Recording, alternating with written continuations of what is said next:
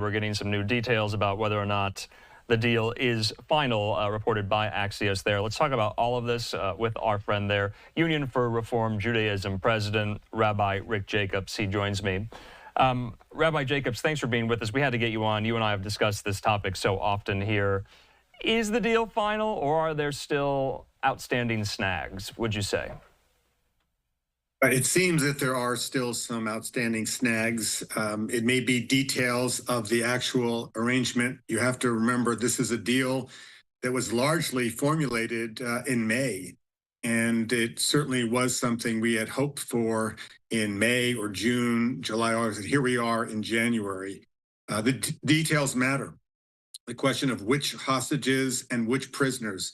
When we talk about the Palestinian prisoners in Israeli jails, it sounds very benign, but many of those that are scheduled to be released are actually terrorists convicted of murdering many Israelis. So there's a lot of emotion there. But as you also know, there's been a tremendous outpouring of support for this deal from across the political spectrum, but there's also a strong, I would say, far-right group that is protesting against the deal, and they're members of the coalition that are threatening to leave the coalition if the deal goes through. Prime Minister Netanyahu is caught in a web.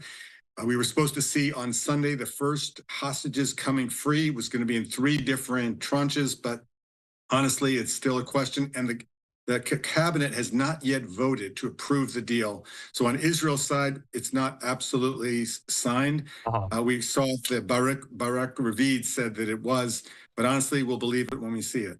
Okay, yeah, I wanted to ask, I mean, is this a good deal? Is it a bad deal? Or is it just a deal? You know what? If you spend time with the families, as I have, they're desperate. Yeah. The longer there is not a deal, the less likely their loved ones are coming home alive.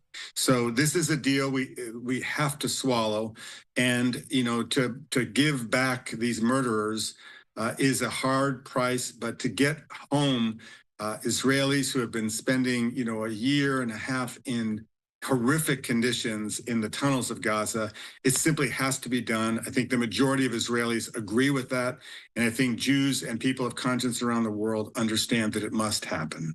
So correct me if I'm wrong, Rabbi, but the first and only deal that materialized back in November of 2023, did that also require a vote of the entire Knesset like this one? It was a slightly different arrangement. I see. This is multi-phase. And also the question of, does this bring the war to an end? Is it a ceasefire? Is it a temporary truce? All those questions have gotten more heightened. Okay. I think we also have to pay attention to the U.S. administration that's been working on this, but credit has to also be given to President-elect Trump. His team, particularly Steve Witkoff, who is his Middle East envoy, has been in Qatar and has been a very important force in bringing the sides together. So a rare expression of partnership between the current American government and the incoming, but for a very noble cause. To the layperson watching who's not familiar with Israeli politics or Jewish tradition even, could you explain, I'm getting this question from a lot of folks, the imbalance, why is it there? Why does Israel only get 33 of the 100 plus hostages still remaining, yet they have to release hundreds of Palestinian prisoners? Why the imbalance? Why would they go for that deal? Well, let me put you back a little bit in history. The last major deal that we had going back to Gilad Shalit, one Israeli soldier who was in Hamas's control, he was kidnapped, spent 5 years there. They gave 1,000 security prisoners for the one Israeli soldier. I can't explain to you how that kind of proportion is worked out, but what we know is that is the cost, and it's a cost that has to be paid because these are lives of our loved ones. In the Jewish tradition, the redemption of kidnapped individuals is the highest obligation that we have. And so the cost is heavy, but the urgency and the life-saving quality of this deal is a must.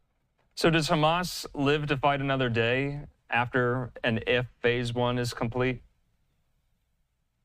Those are all the big questions, Andrew. After phase 1, will there be a phase 2? And frankly, you have to remember, Hamas is not a state actor. They're a terrorist organization. And the idea that they will have integrity with commitments that they make is not something that Israelis or, frankly, anybody who's been watching or paying attention. They are greatly degraded.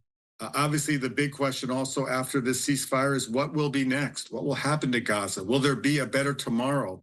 Will the people of Gaza, there's so many innocent Gazans who are caught in the midst of this war. They need to have humanitarian aid, but will their future have anything that will resemble a life of dignity? These are all really outstanding questions, and there really are not answers at this moment. So I think it's so interesting that the Biden-Harris administration, in conjunction with National Security Advisor Sullivan, Secretary of State Blinken, and others, have been working around the clock for months to diplomatically secure this. And then you have some of these incoming Trump administration officials in the mix, and 5 days before he's sworn in as president, there is a deal on the table, and it's almost finalized. To me, that is quite stunning here. Former Democratic congressman from New Jersey, Tom Malinowski, he tweeted this today, Rabbi. He said this was Biden's deal, but as much as I hate to say it, he couldn't have done it without Trump. Not so much Trump's performative threats to Hamas, but his willingness to tell Bibi bluntly that the war had to end by January 20th. Why didn't Biden ever say that, do you think? Because you and I have discussed Biden and Bibi's very frosty relationship. He could have said that, right? He could have said it, but it wouldn't have had the effect. Oh. I think what Trump has done here, and clearly the Israeli, country, if you would have taken an election poll, Israelis were overwhelmingly supportive of Donald Trump. And so Trump is trusted by Bibi as somebody who is going to be there, is going to have Israel's back in all cases. And so when Trump's emissary, Steve Witkoff, said, and Trump directly, Bibi, this is a deal. In fact, the first person to announce the deal was the president-elect Trump. He clearly put the pressure on, and Bibi cannot say no to Donald Trump. And Trump, I think, knows that well. Okay, lastly, though, on Netanyahu, does he survive this politically? You mentioned already that kind of more right-wing members of his coalition have said, we're out if this goes through. So where does he come out of this? I think if you had asked people 1 week after October 7th, did Prime Minister Netanyahu have any chance of enduring another month, another 2, another year, the answers would have been absolutely not. He was somebody held responsible for the lack of preparedness. But Prime Minister Netanyahu has reinvented his own leadership. He's gained strength. He's gotten a few more seats on the, on the coalition side. But the truth is, I would never count Netanyahu out unless you see it happen. But I do know that it is possible that his government could fall. And that's also what's going on quietly behind the scenes. He's negotiating to keep his coalition together so he can lead another day. I'm not sure if Israelis were all given the choice, they would want him to continue. But at this moment, that is part of the calculation. All right, Rabbi Rick Jacobs, we'll leave it at that. But we are anticipating, and we are on the precipice for Sunday to see some of these really emotional, incredible scenes of the release of some of these hostages. We have not seen that since November of 2023, and it will be very, very tough to see those scenes live. We hope to bring it to our viewers. Rabbi, thanks so much. Thank you. All right, in the meantime here, let's take a quick commercial break. We're going to keep it moving from story to story. This hour in particular, obviously we know that we're about to hear from the Supreme Court on what they will do with this law that bans the popular social media app TikTok. Will they rule to uphold it? Remember, the effect happens on Sunday, January the 19th. The ban goes into effect. So not much time going on. We also know some of these lawmakers who voted for the ban in the first place maybe have some buyer's remorse and are hedging. There's been talk of delaying implementation of the ban. So we're going to break all of that down and more when we come back.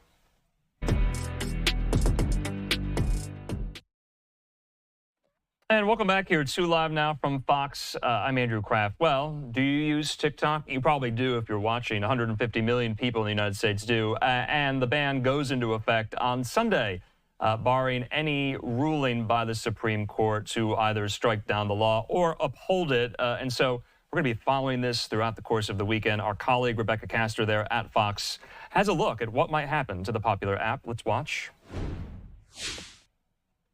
With a ban on TikTok possibly days away, President-elect Trump and his national security team seem ready to give the social media app a lifeline. We will put measures in place to keep TikTok from going dark. How the incoming administration plans to do that, though, remains to be seen.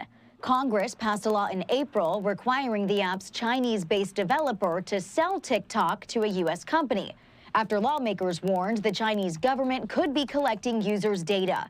The deadline for that sale is Sunday. We want TikTok to survive and flourish. It just can't be under the thumb of the Chinese Communist Party. TikTok CEO Shou Chu says the potential ban is a violation of free speech and asked the U.S. Supreme Court to weigh in. The justices heard the case last week, but have yet to issue their ruling. It's kind of ironic that China does not allow an American social media platform that they can't censor or take control over in their country, but yet we allow the CCP to come in here and buy up farmland, buy up land around our military installations. Amid the legal battle, TikTok CEO is planning to attend Trump's inauguration on Monday, leading some lawmakers to question whether the incoming administration will be tough on China. And the irony in all this was Donald Trump was the first guy to point out this problem. Matter of fact, his administration had to convince me. They did a great job of convincing me and the overwhelming members of Congress. The law says if there's a significant deal in the works, the deadline to sell could be pushed back by 90 days. In Washington, Rebecca Castor, Fox News. Rebecca, thanks so much. In the meantime here, I want to put this up from Fox News Sunday host Shannon Bream. She says, TikTok answer on Friday. SCOTUS releases opinions at 10 a.m. Eastern on Friday. No idea if it will include the decision on the expedited TikTok case, but possible. She says we'll bring it to you as it breaks on Fox News. We'll also bring it to you as it breaks here on Live Now from Fox. In the meantime, I spoke with some experts about what this all means going forward. Have a listen. Adam, good to see you. I know you've been on Live Now talking about this before. What happens on Sunday for everyone who has TikTok on their phone, who uses it on a daily basis? What happens? Well, as you said, the big question mark is, does the Supreme Court say anything? And so I want to say that this is what we expect to happen absent Supreme Court involvement, so Supreme Court ruling. But I would say, based on the arguments we heard at the Supreme Court last Friday, I don't expect them to save TikTok. So what happens? We know that the law that Congress passed says that app stores, so the Apple App Store and Google Play Store, cannot provide TikTok as a new download as of Sunday. We also suspect, though it's never been confirmed, that any U.S. company cannot host TikTok. So much of TikTok user data is on Oracle services. Oracle's an American company. And so there's been some speculation that it couldn't, the user data for existing users would maybe have to be moved to offshore servers, data centers after Sunday, or to make sure that it's still operable for existing TikTok users. The big question mark is that there have been multiple news reports in the last day that TikTok plans to actually just take the app dark for all Americans, even existing users, not try to move it to offshore data centers, perhaps to show the American people what they'd be losing, perhaps in some kind of strategy to try to get some salvation after that. But that is apparently the company's plan. Well, we don't know that for certain, but that's been reported the last couple days. So it seems like there's a failure of imagination kind of going on here because there's so many users daily on TikTok to the tune of, what, 150 million. We just don't know what that landscape looks like. And maybe we will on Sunday, and maybe we won't. But the Biden administration and even some lawmakers who voted for this ban in the first place have come out in recent days and have hedged quite a lot here, saying that they would prefer a delay of implementation. Even the incoming Trump-Vance administration has taken that tack as well. I did not know you could do that with U.S. law that's being adjudicated at the highest court in the land. We have this statement in on background from a White House official. They say, quote, "Our position on this has been clear. TikTok should continue to operate under American ownership, given the timing of when it goes into effect over a holiday weekend, a day before inauguration. It will be up to the next administration to implement." So the Biden-Harris administration leaving the White House, and they're not actively going to enforce this. What do you make of that? Well, the law that Congress passed does say that this deadline of Sunday, that whoever is president at the time could grant a 90-day extension to that deadline to give ByteDance, which is TikTok's parent company, more time to find a buyer. So that authority exists solely with President Biden and candidly does not, in my view, extend to President Trump. That's not something that he has the ability to do. The real problem, though, is that ByteDance has shown zero indication of wanting to find a buyer. There are real questions about whether the Chinese government, which ultimately ByteDance has to abide by, will let ByteDance sell TikTok to an American company. And they haven't done anything. This has been, 6 months plus where they could have been making efforts to sell the service, but they haven't. And so I'm very doubtful that any extension of time would lead to any different result. I don't believe the Chinese government wants to allow ByteDance to sell TikTok to anyone. But TikTok all along has cited free speech grounds as the rationale to fight this. But if you're ByteDance, the parent company, they're not necessarily taking that track here. What do you think their move is? I mean, what will ByteDance do if they don't want it to be sold to an American entity, and there was that report that they might shut it down altogether? That underscores the national security grounds, does it not?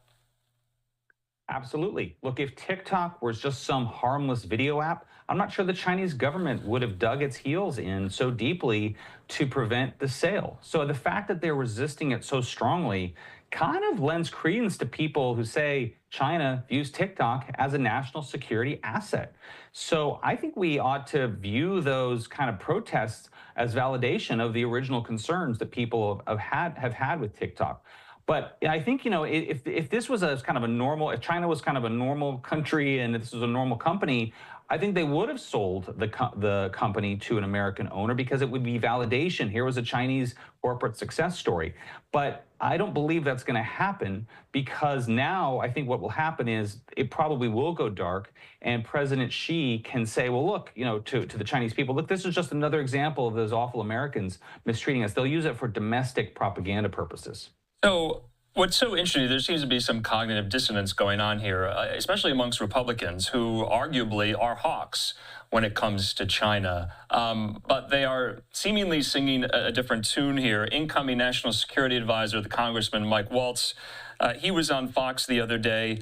He says the incoming administration will put measures in place to keep TikTok from going dark there. So how do you square those two things? If it is such a national security concern, if China is harvesting data with American users via ByteDance, yet the incoming administration wants to keep it in place or at least delay the implementation, is there a disconnect there?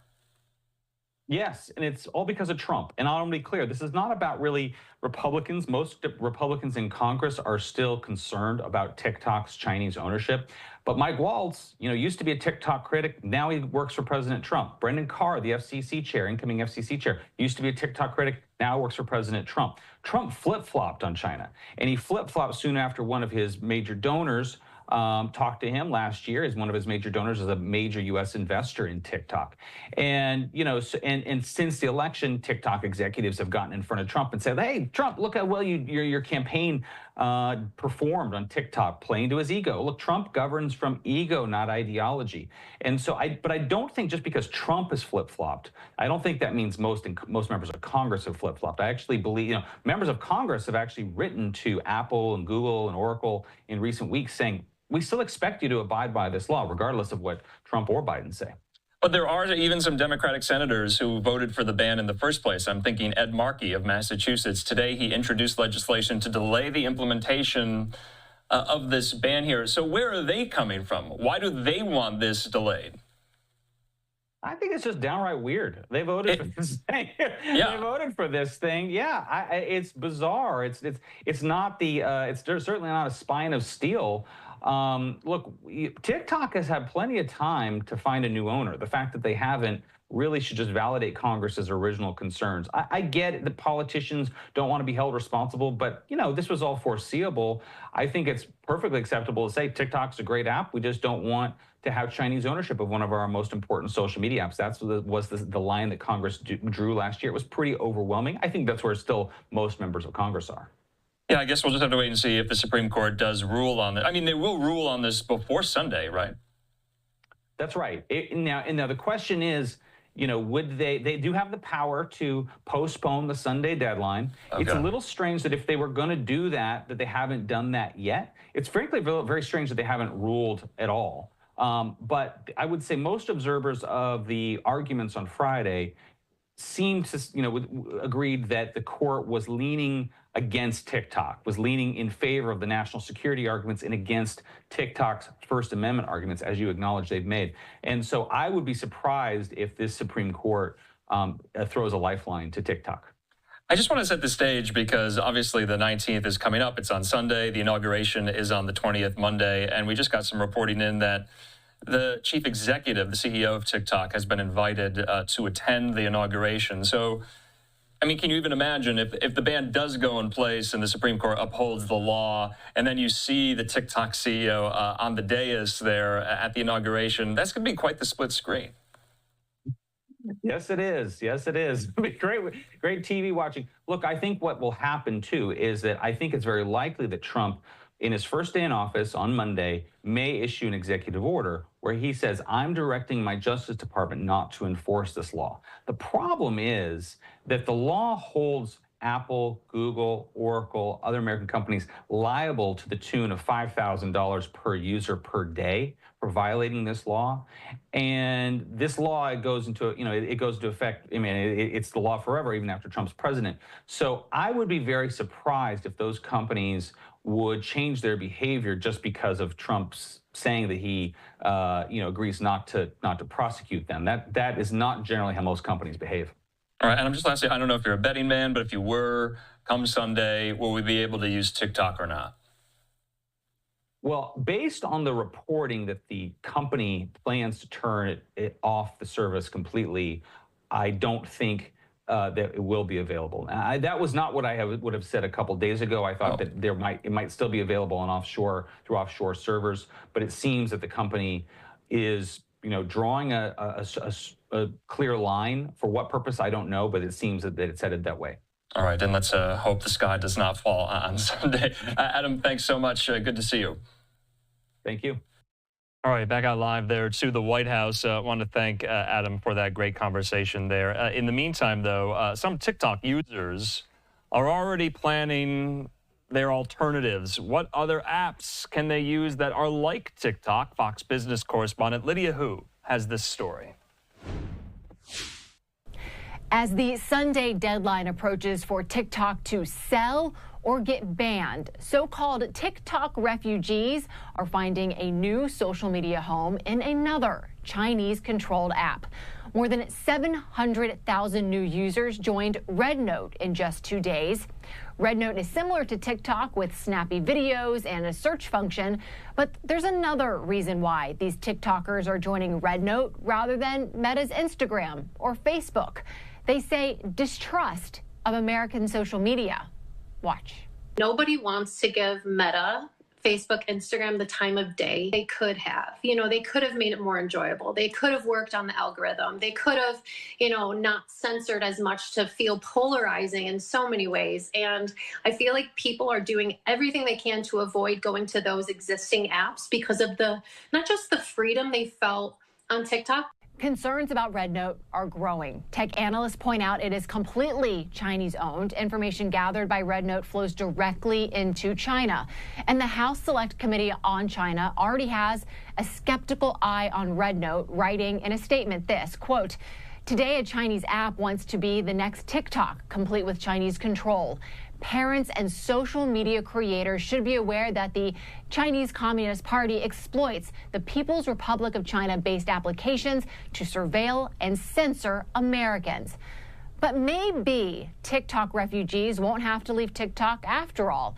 President-elect Trump's pick for National Security Advisor, Congressman Mike Waltz, said today that Trump is considering options to save TikTok. And that comes as TikTok CEO Shou Chew is reportedly invited and planning to attend Monday's inauguration. Reporting in New York, Lydia Hu, Fox Business. Lydia, thanks so much. All right, hope you found that kind of segment there informative. We want to take a quick commercial break. When we come back, we're talking raw politics here. Also, major announcement made by Florida Governor Ron DeSantis on this soon-to-be vacant Senate seat there. We'll have more on that in 2 minutes.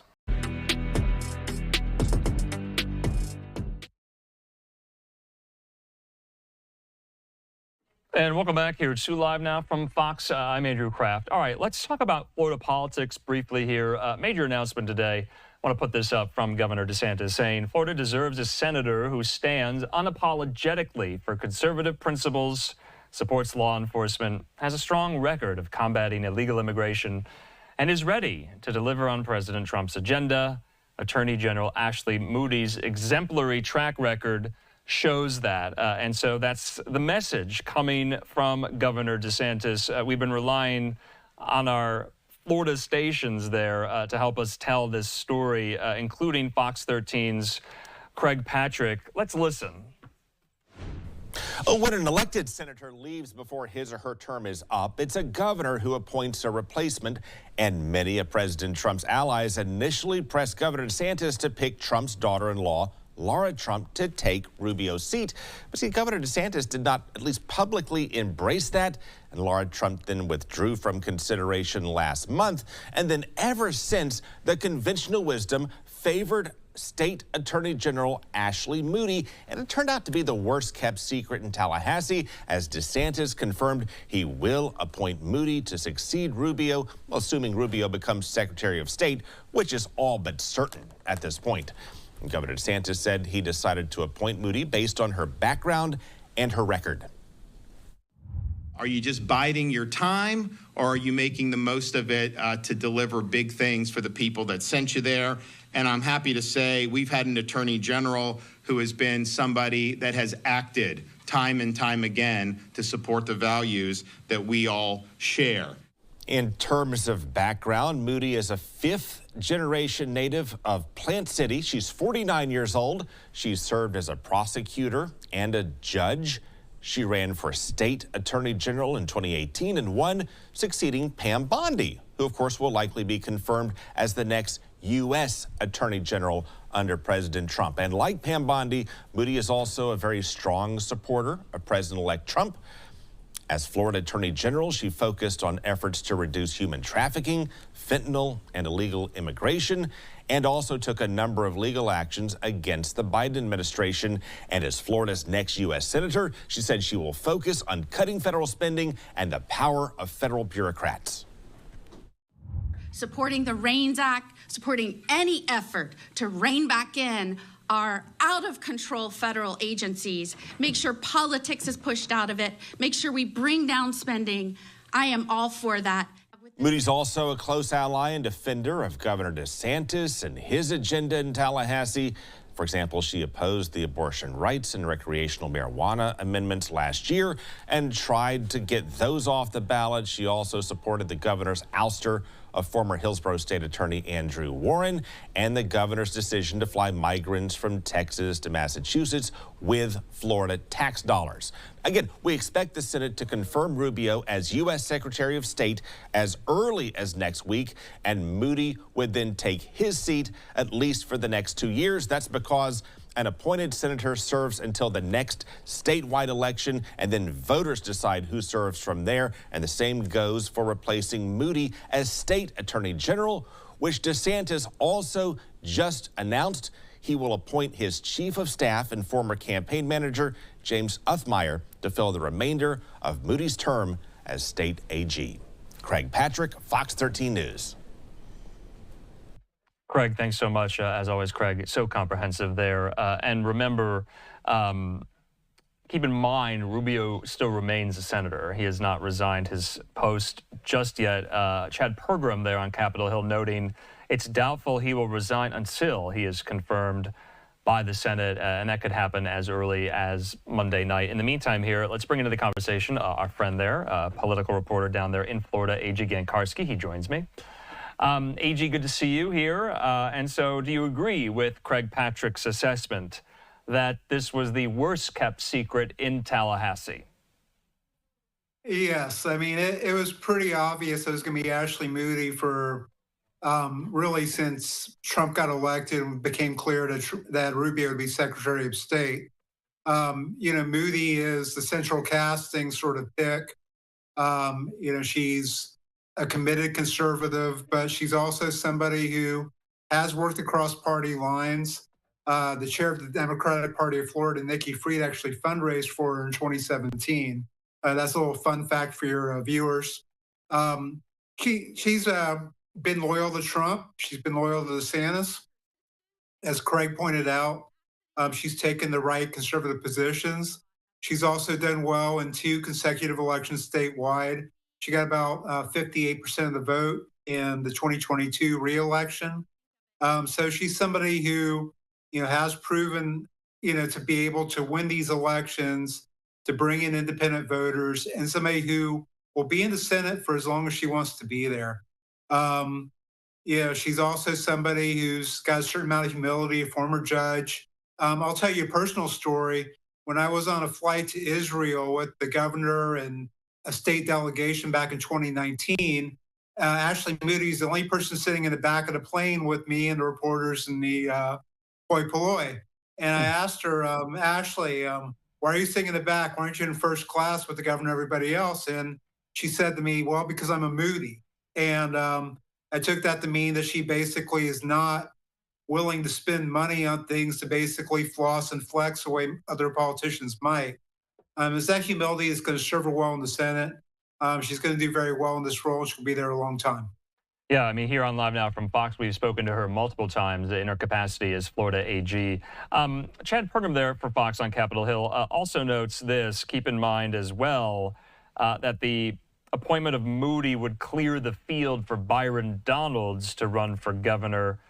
Fox was told Moody had also tinkered with running for governor as well here. Have you heard that?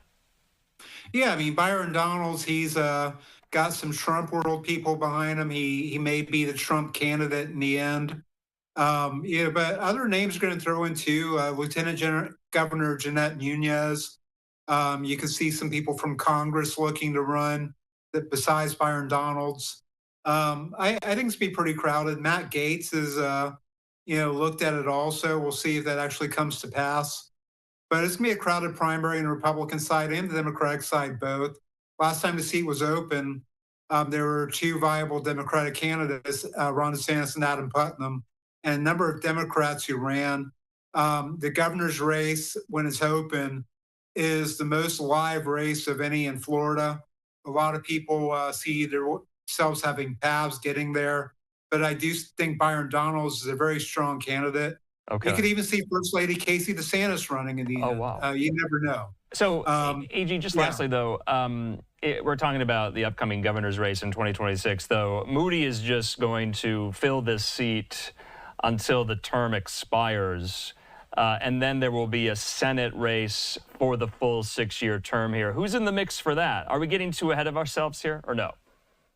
There are people talking about challenging her. Representative Corey Mills, he wanted to be the DeSantis appointee to the seat. He said he is thinking about running in 26. Other people will also.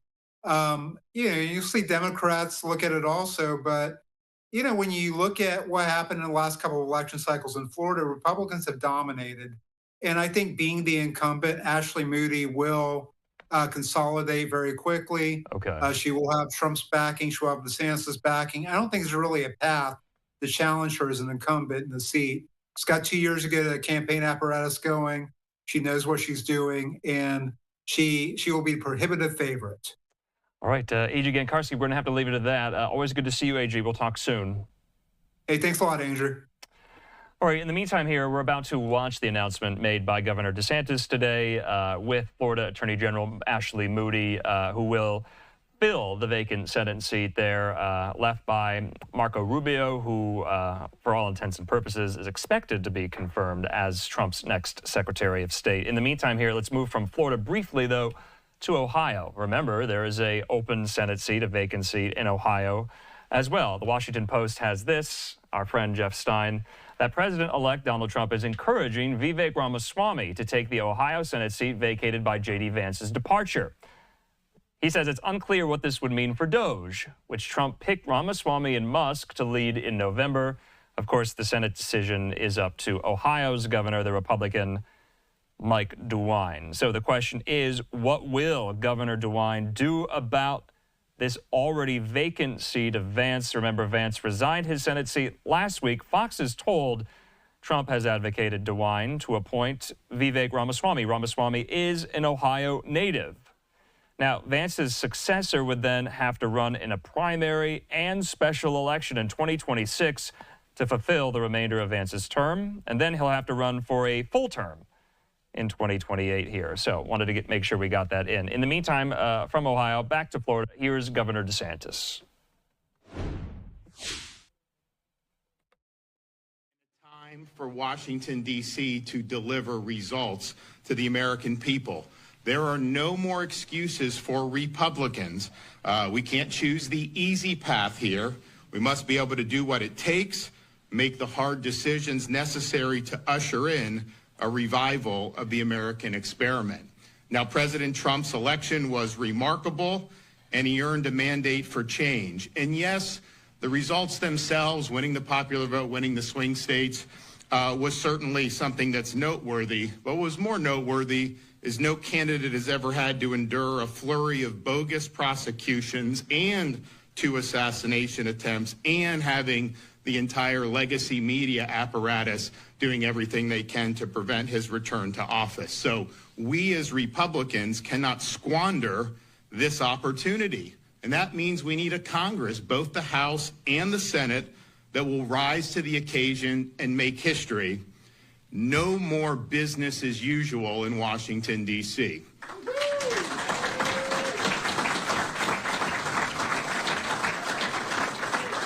Now, of all the issues that the American people rendered a verdict on, there's perhaps no issue that's been more significant over these past 4 years than immigration and the open southern border. The American people do not want to have our borders opened. We are a sovereign nation, and we must control who comes into our country on the terms that we as Americans set. That means we not only need to support President Trump's agenda to secure and shut the border, but we also need to make sure that we're enforcing the laws inside the United States.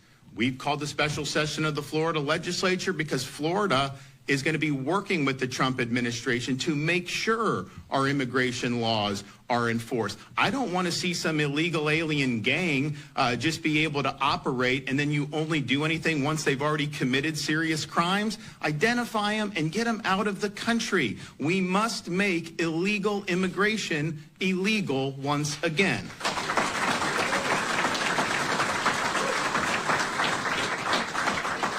The other issue that clearly animated voters' momentous decision in November is the economic crunch facing people all across the United States of America. This economic crunch is government-induced. We are currently now, thanks to federal policies, locked in a vicious cycle of deficits, debt, money printing, and crushing inflation. We need Republicans in the Congress to stop this spending spree once and for all. Downsize the federal government, eliminate wasteful programs, abolish certain agencies, and empower the states to take over the functions that our founding fathers originally intended. Florida has shown that this can be done. We have cut taxes every year since I've been governor. I have had the opportunity to veto billions and billions of dollars in wasteful spending, and we have paid down 36% of the state's historical debt. From the 1840s to the present, we've paid down 36% just since 2019, and it's not an accident that because of those policies, since I took office in 2019, Florida leads the nation in economic growth amongst all 50 states. We've shown it can be done. They need to get it done. We also have a mandate as Republicans to restore our constitutional order. Our founding fathers never intended there to be a fourth branch of government, this sprawling administrative permanent bureaucracy. We cannot tolerate a massive concentration of power that is unaccountable to the American people. We must reconstitutionalize this federal government. We also understand the role that the courts, particularly Supreme Court justices, play in enforcing the Constitution, and particularly the constitutional limits on federal power. We need a senator that understands the important role that Senate plays in confirming Supreme Court appointments as well as lower courts. And the model for justices need to be justices like Clarence Thomas and Samuel Alito.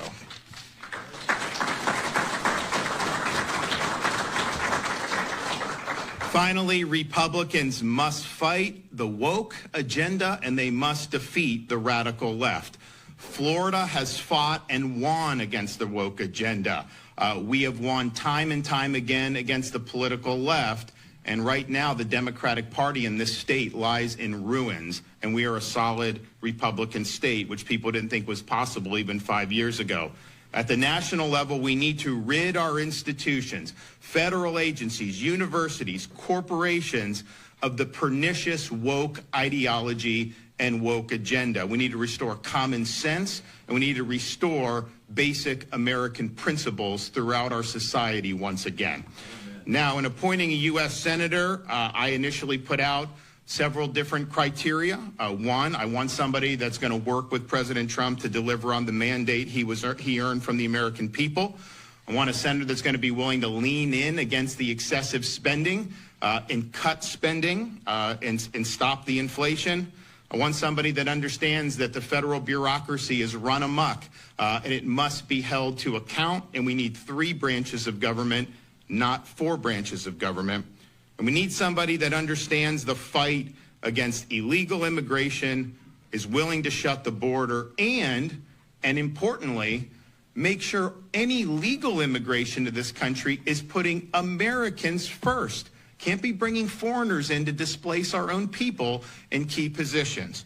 So this is something that I thought about long and hard. We did a lot of research. We got a number of great candidates throughout the state of Florida, and many of them, I think, could have done a good job. But the final criteria I used was, because you can say all those things and say you stand for it, I wanted somebody with a demonstrated record of delivering results on those important issues. Talk is cheap. We need people that have demonstrated fidelity to these principles with their actions.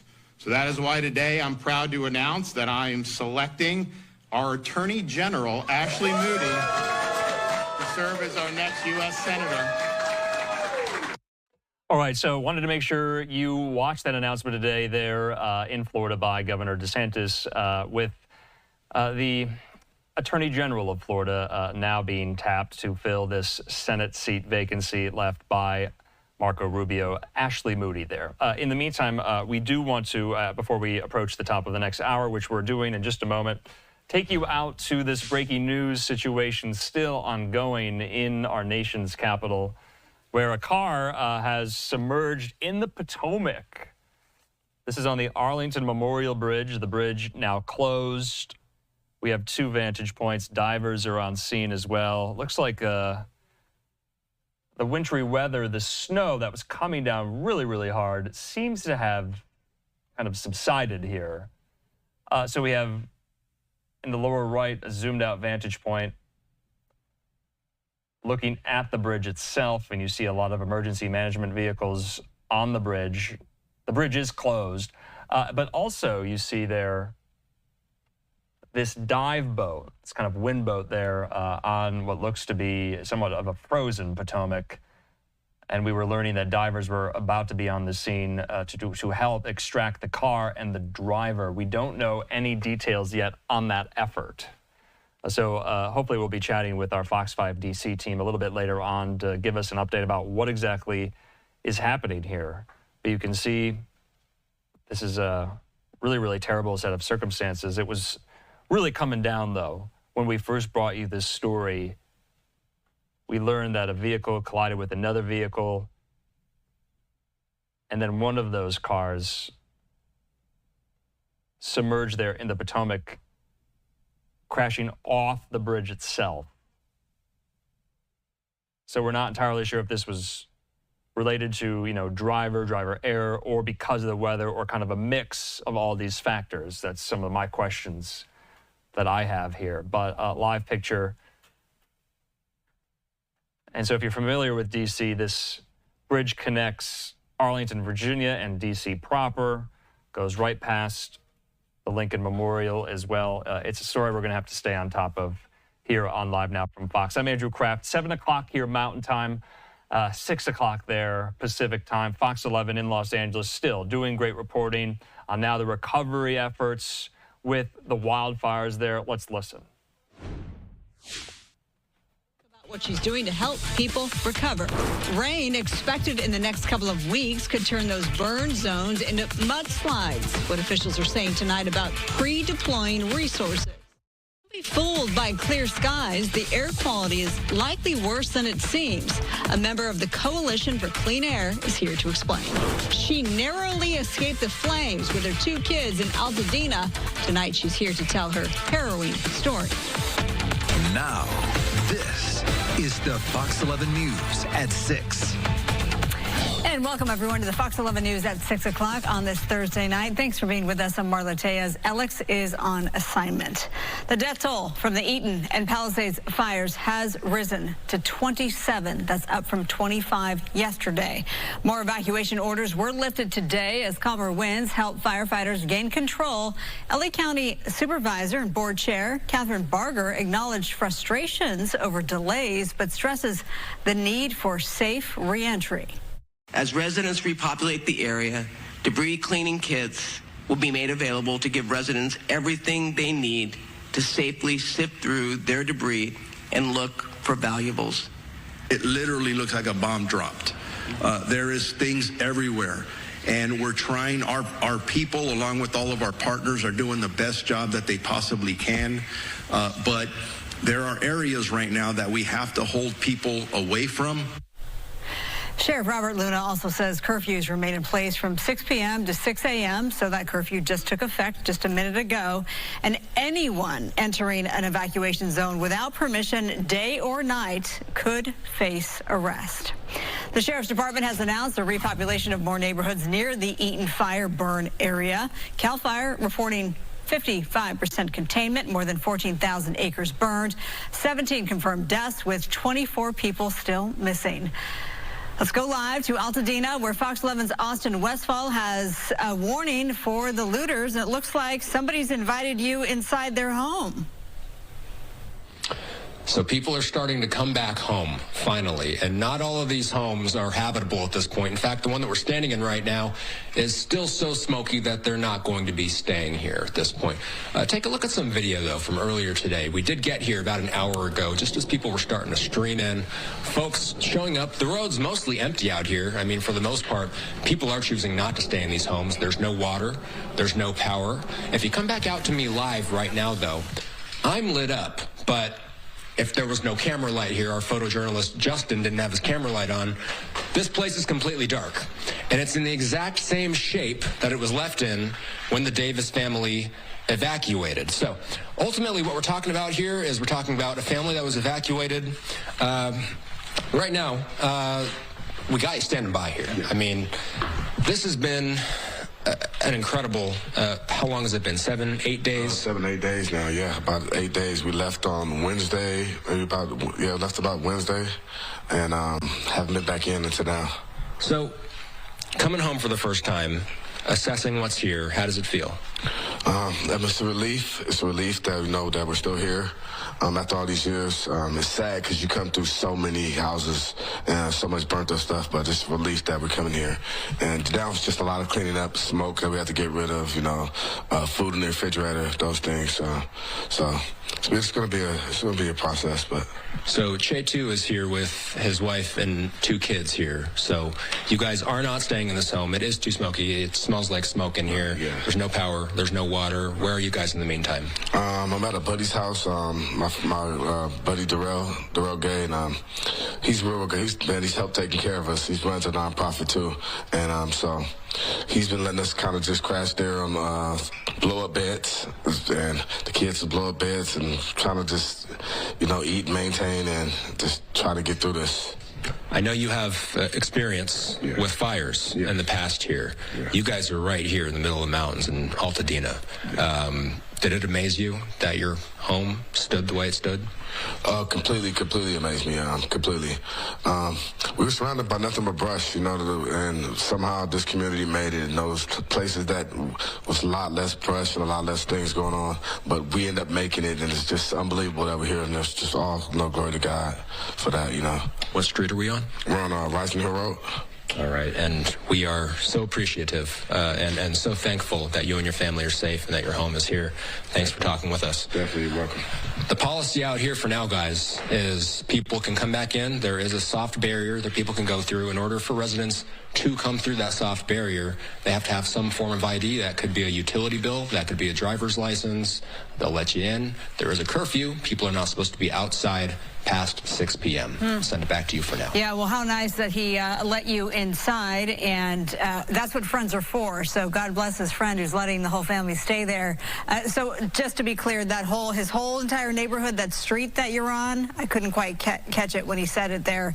All the homes there survived?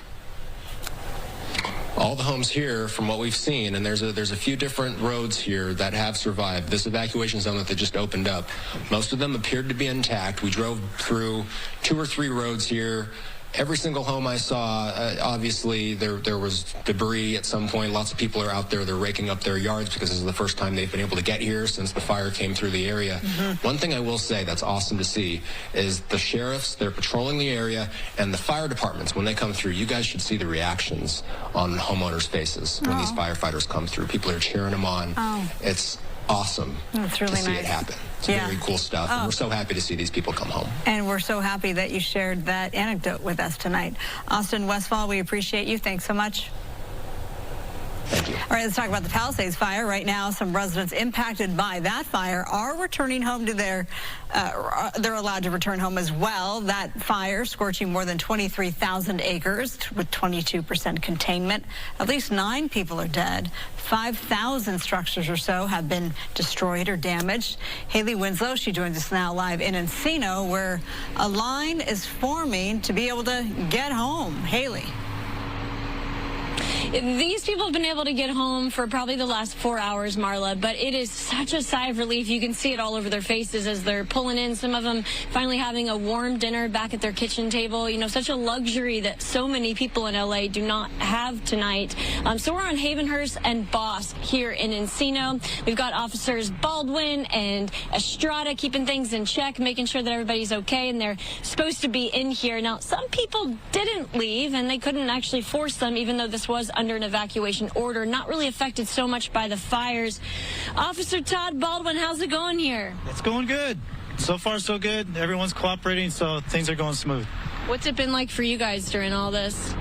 A little hectic, chaotic, but good. You're almost getting hit by the fire. Stay over here. All right. Thank you very much. Well, I'm glad that you can hopefully go home tonight. It has been definitely a busy week for all of the first responders. So this area, again, not really affected by the fires, but they were still part of that evacuation zone. You're looking at other people on video coming in here. So if you are coming home soon, make sure you have an ID that has your current address. And if you don't have your address updated on your license, try to bring a piece of mail or something with your address on it, which I know is pretty tricky for people who did not evacuate with that paperwork. We talked to one guy, Brian Grossman, down Havenhurst earlier. So happy to be back home tonight. I knew that my home was okay, and that was great. I've known that since last weekend, and it was a little bit frustrating because you felt as if let's just be able to get home. And I understand that the folks in fire suppression needed to be 100% sure. It was just a relief and a great feeling to be able to be back in your house and kind of stretch out and have the space that you're used to. If you want to check if your home is next, we've got all the information on the homepage of our website, foxla.com. Be careful when you do get back home. There's still some hazards, down power lines and weakened trees.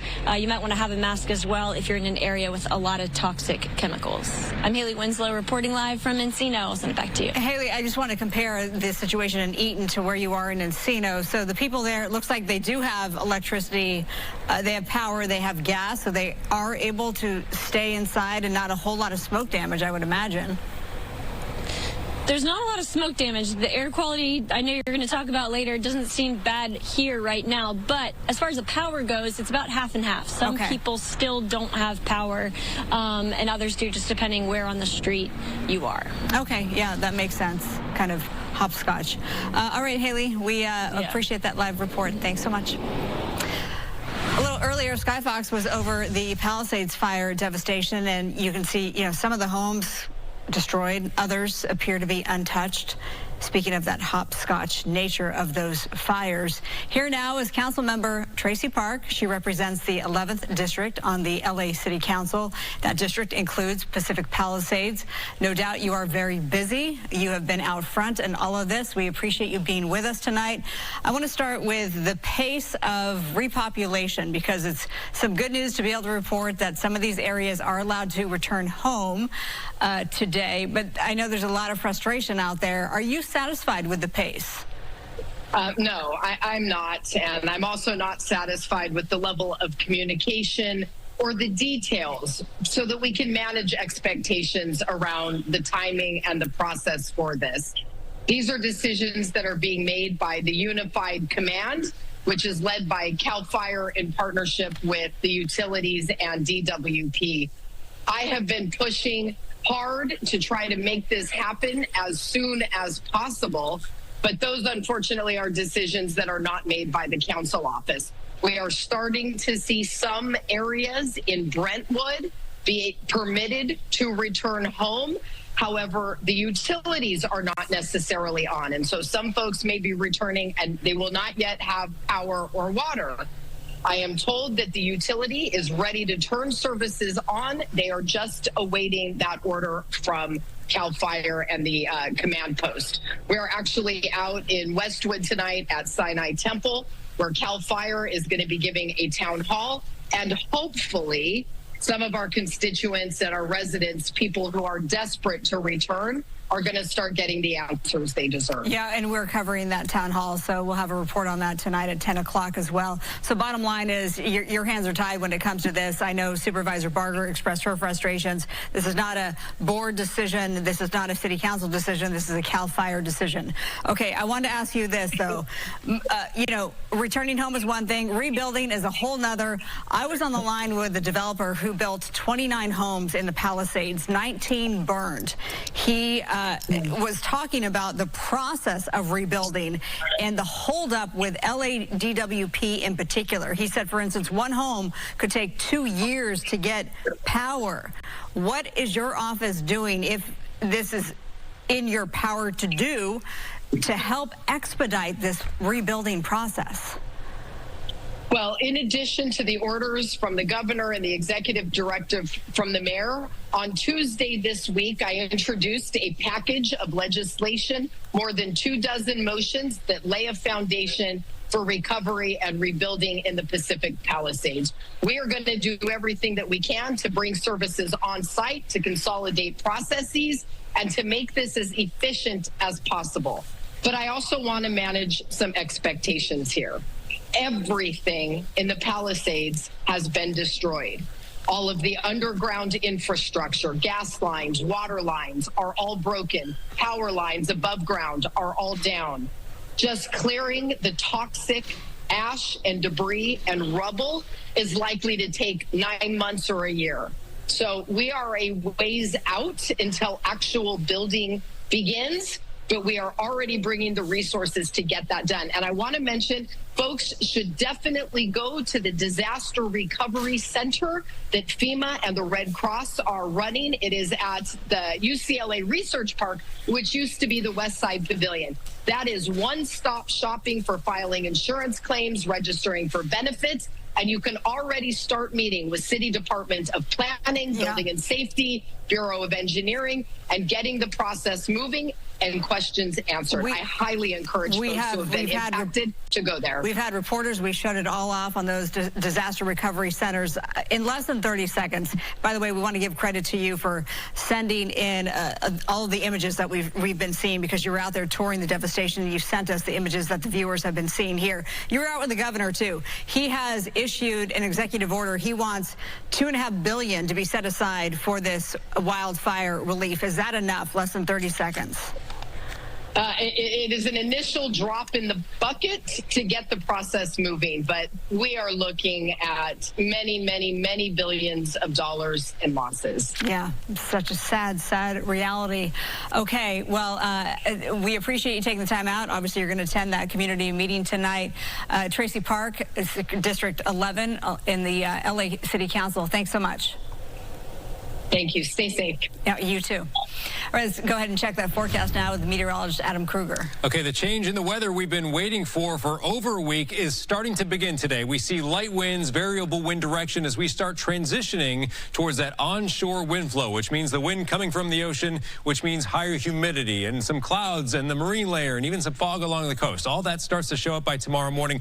Notice tomorrow afternoon we do see some breezy spots out across the deserts, but lower wind speeds and the direction of the wind key here is coming in from the ocean. Taking you one day farther into Saturday, it's pretty much the same story, mostly light winds and mostly coming in from the ocean. That's the onshore wind we've been looking forward to. But again, that will start to finally introduce some clouds into the picture, which we haven't seen for so many days as it's been so dry. So here we are tomorrow morning. We see some cloud cover, also a little bit of marine layer, and like I said, some patchy fog in the morning. It does turn sunny by late morning and on through the afternoon, and I think Saturday is going to be a repeat of that with some clouds early and then sun a little bit later on.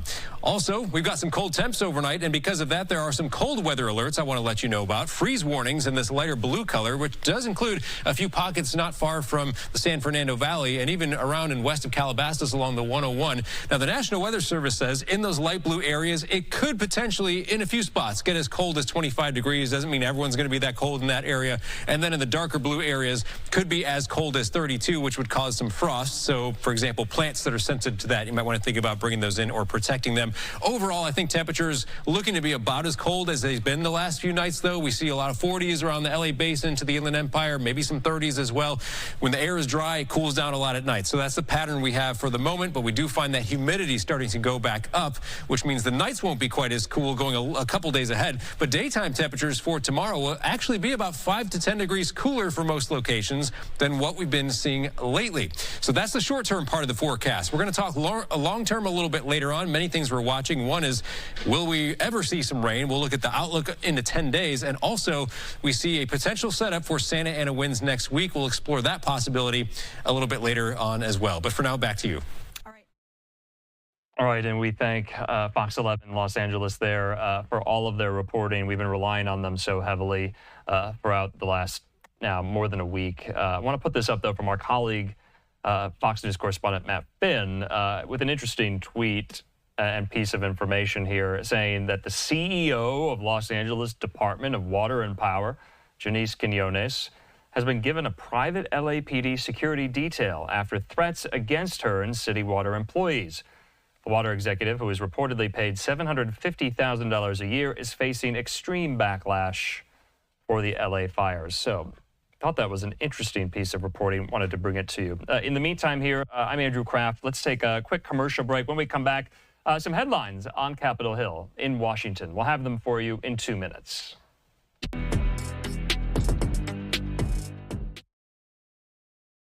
And welcome back here to Live Now from Fox. I'm Andrew Kraft. Live picture there at the U.S. Capitol. Some news on Capitol Hill.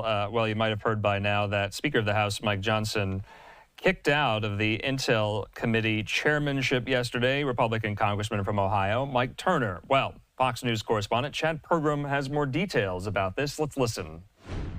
The chair announces the Speaker's appointment. Arkansas Republican Rick Crawford, the new chairman of the House Intelligence Committee, charged with overseeing the nation's spy programs. House Speaker Mike Johnson ignited a firestorm, unceremoniously stripping the intelligence gavel from Mike Turner. What was the problem with Mike Turner?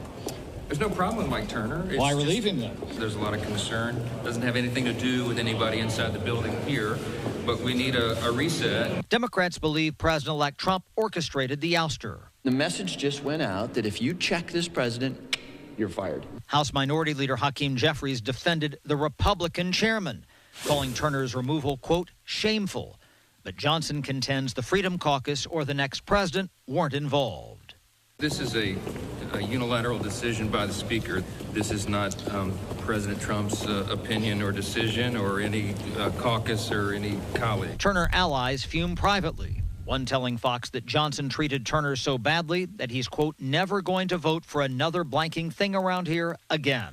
Some conservatives had problems with Turner after he sounded an alarm about Russia's nuclear capabilities in space. That was obviously to try and press an effort to put pressure on the conference to vote for FISA 702 reauthorization, which obviously I'm vehemently against. Rick Crawford was the most senior GOP member of the panel and was passed over to lead the House Transportation Committee.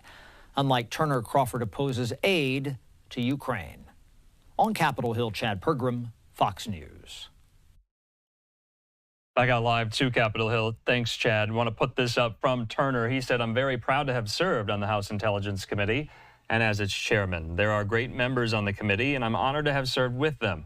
Under my leadership, we restored the integrity of the committee and returned its mission to its core focus of national security.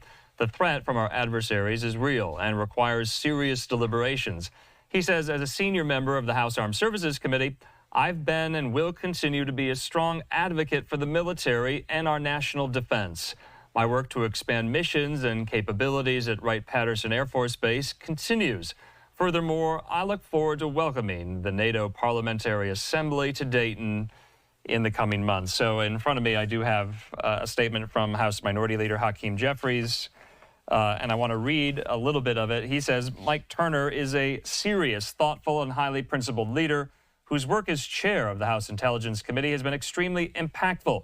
Throughout his time in the House of Representatives, Chairman Turner has upheld his oath to support and defend the Constitution against all enemies and championed our national security interests.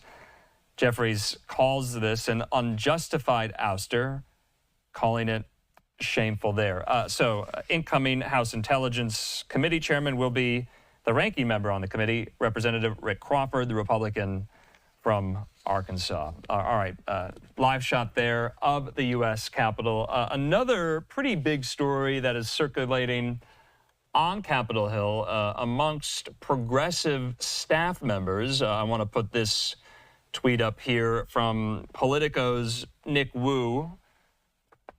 And here is as follows, saying progressive Hill staff are asking for a 32-hour work week. In the letter, they write this. We write today to encourage you to consider adopting a proposal that would improve worker satisfaction, increase staff retention in Congress, and model a more sustainable approach to work on a national level. So I have the lengthy letter in front of me right here. We'll see if it gains any purchase on Capitol Hill. Our colleague there at Fox Business, correspondent Hillary Vaughn, caught up with some progressive Democratic senators on what they think about this idea, including the independent from Vermont, Bernie Sanders. Let's watch. Fox Business. I think that at a time when we're seeing massive income and wealth inequality, people on top are doing phenomenally well, when we're seeing huge advances in artificial intelligence and technology, and at a time when 60% of our people are living paycheck to paycheck, I want to see those advances in technology that make you a more productive worker benefit you and not just billionaires. And one way we can do that is move to a 32-hour work week without loss of pay. Thank you very much. How would businesses afford that? Would they hire someone to work the extra day? Okay, so interesting to get Senator Sanders there on that very question. Though one of his colleagues, Democratic Senator from Massachusetts, Elizabeth Warren, called this a terrible idea. Reading more from the letter, they say this: as you know, serving as congressional staff is often demanding and intensive. They go on to say this: there are a number of ways to accomplish a 32-hour work week in congressional offices. They say if members wish to keep their offices open 5 days a week, they can stagger which days employees have off so that staff are available every day. So we'll see whether or not, like I said, this gains purchase on Capitol Hill. All right, let's take a quick commercial break. More where that came from in 2 minutes.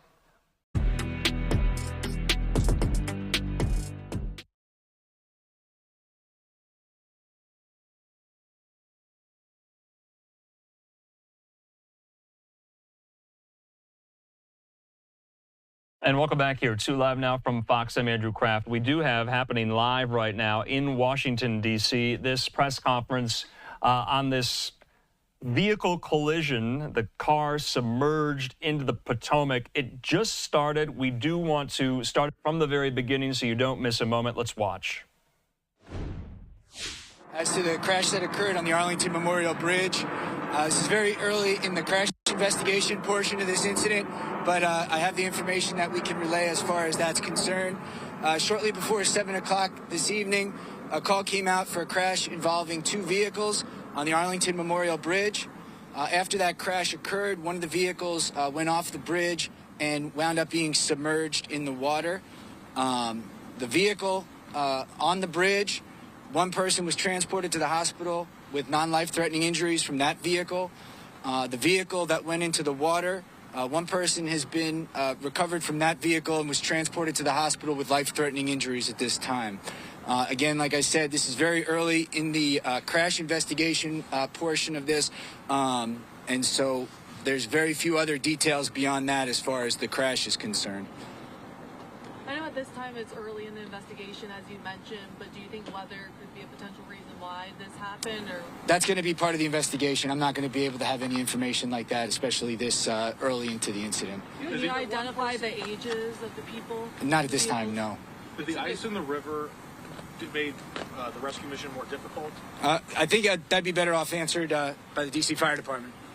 Hi, good evening, everyone. John Donnelly, Chief of D.C. Fire and EMS. This evening, a little before 7 o'clock, our units were dispatched here. But this was a combined dispatch. It had D.C. Fire and EMS, the Metropolitan Police Department's Harbor Patrol, Park Police, the Alexandria Fireboat, and let's see which other units. These units were all dispatched here for a water rescue. This is a pretty common assignment up here, and yes, the ice makes the effort much more complicated because the river's frozen over. The Metropolitan Police Department airboat, the boat with a big propeller on the back, it was the first boat to arrive, but within a few minutes of the dispatch, Engine 23, the local fire station, arrived here on the scene and quickly established command and began directing units. Arlington responded from the other side and the Arlington Fire Department responded from the other side and was able to get to the top of the bridge.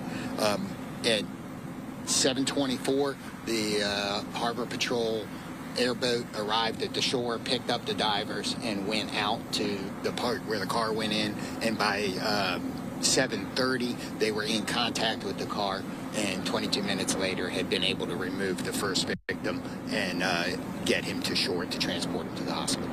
And to follow up on my question, the divers that went in, are they being treated for anything, just considering, again, the icy river? So the divers have equipment for conditions like this. It's hard work. It's very dangerous work. So not only are they dealing with cold weather, they're dealing with the current, they're dealing with limited access. They've all been through rehab. There's no other injuries to report to any of the responders. But it really is a complicated effort with about 6 agencies involved tonight. Really a testament to the men and women of all of these agencies and the work they're doing out there in the water. So you had mentioned that one person who was inside of the car on top of the bridge was sent to the hospital with minor injuries. DC Fire initially tweeted So my understanding is that we had two people that had wanted to go to the hospital, and eventually one of those people decided they didn't want to go to the hospital. And the vehicle that's in the river, can you confirm that is a pickup truck? So none of us have seen this vehicle. So it's a vehicle in the river. I'd just like to leave it at that at this point. Is there a search for another person? So we've conducted 3 searches of the area. We do not have any other people at this point. We're switching it to a recovery operation. The unit's going to come back in the morning and assess how best to get this vehicle out.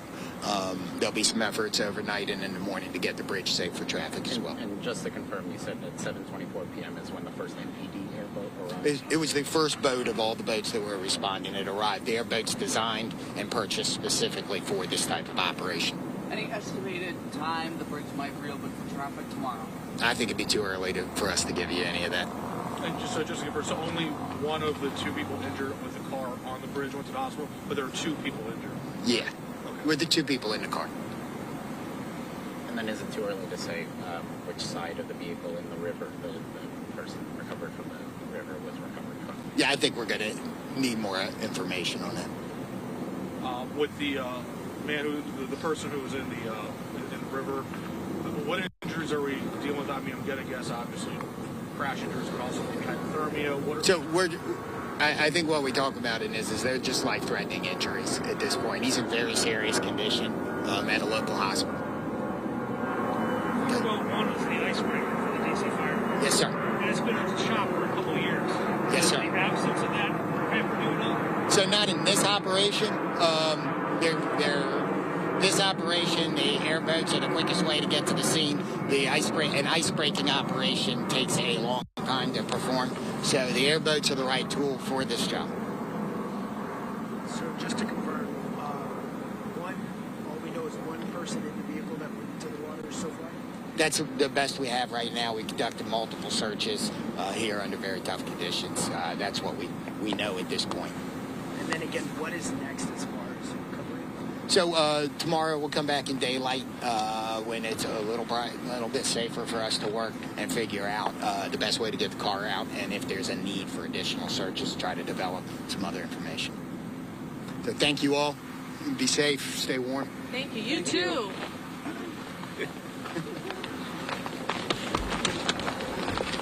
All right, DC Police, DC Fire updating us. Let's go back out to the scene, though, with some of the recap of details that we did learn. So this is what we know, that a person was recovered from the car that submerged into the Potomac River. They have been taken to the hospital, and they are suffering from life-threatening injuries.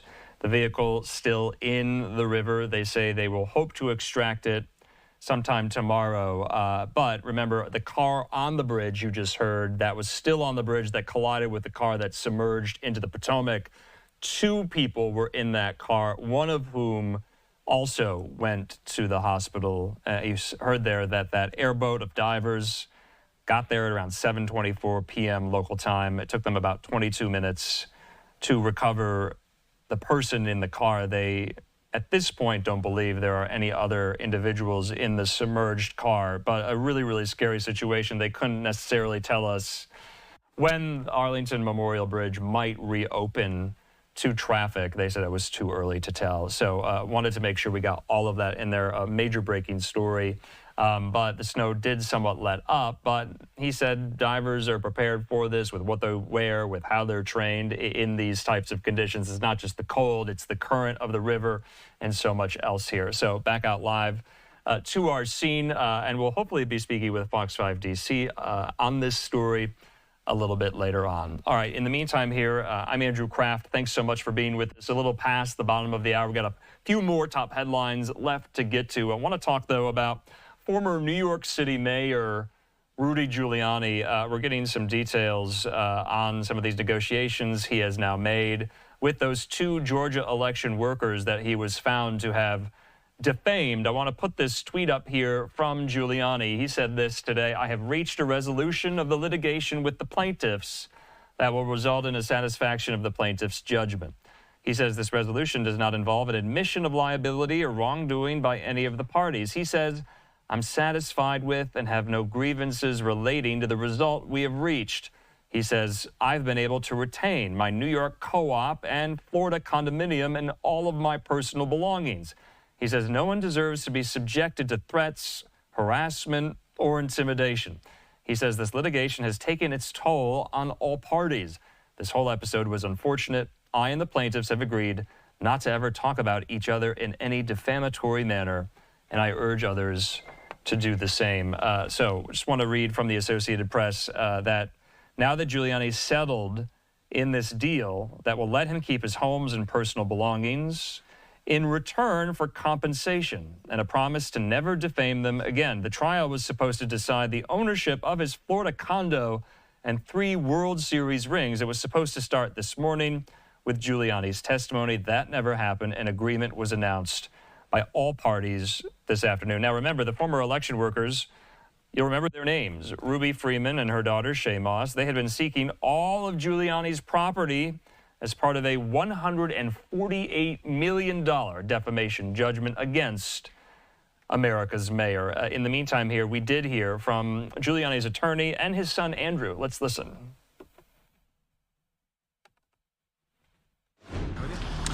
Okay.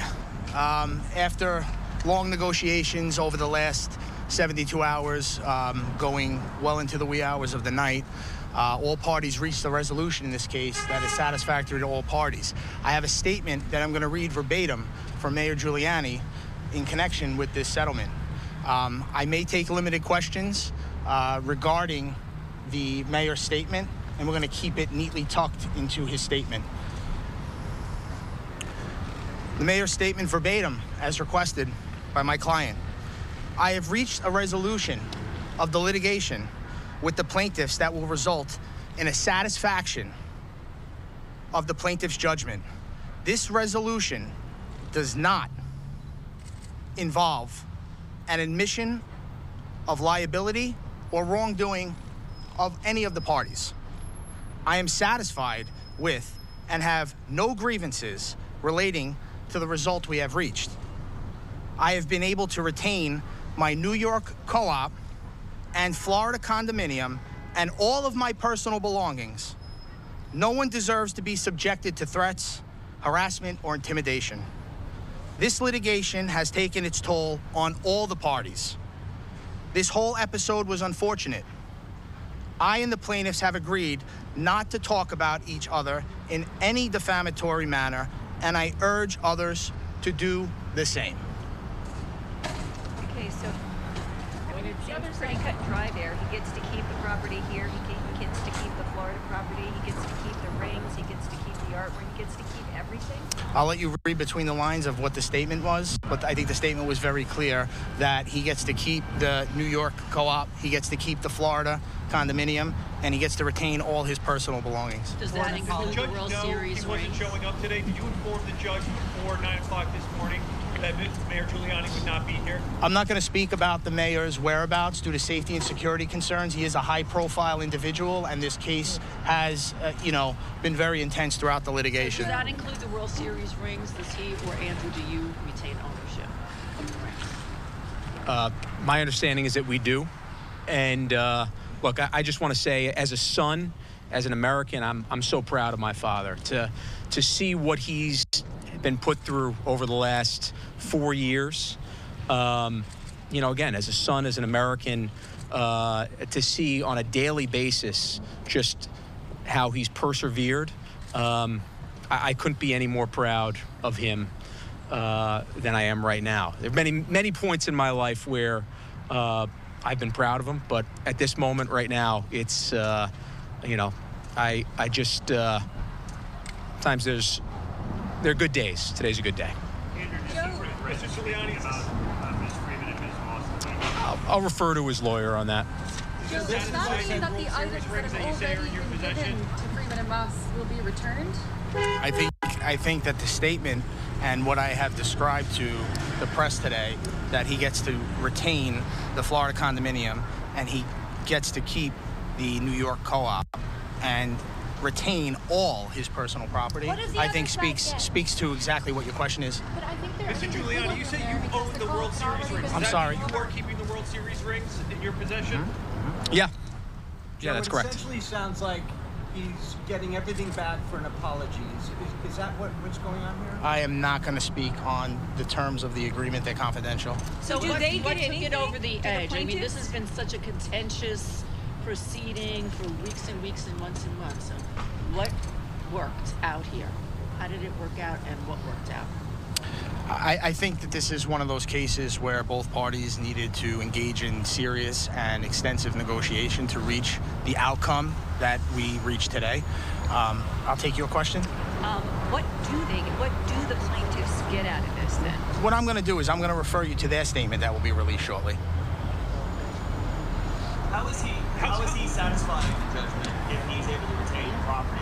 I assume there's a discount on the 148, but how is he then able to satisfy whatever he owes? That's going to speak to the material terms of the agreement. I'm not going to be answering that question. I think that everybody should stay tuned to the plaintiff's statement. So would it be just a monetary a judgment rather than personal property or property judgment? I'll refer back to the statement. The statement said that there's going to be a satisfaction of judgment. Does he have to apologize? DC for continuing to defame the plaintiffs. You're telling me as part of the settlement, he's going to no longer do that, that he'll keep his mouth shut when it comes to the two plaintiffs, that case? I think you're going to have to stay tuned to what happens in D.C.